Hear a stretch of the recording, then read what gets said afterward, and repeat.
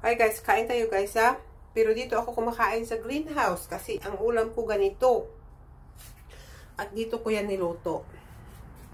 So ito ang ulam ko is adobong talong. Ayan. Kaon sa pobre. Bulad.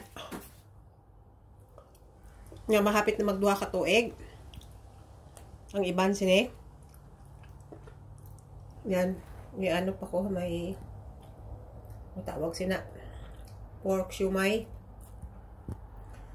So dito ako kakain sa greenhouse. Ito greenhouse ko to guys. So dito ako kakain.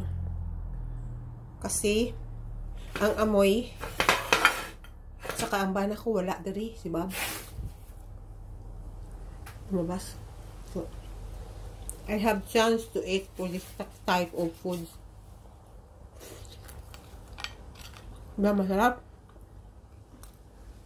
Kamu na ko suka.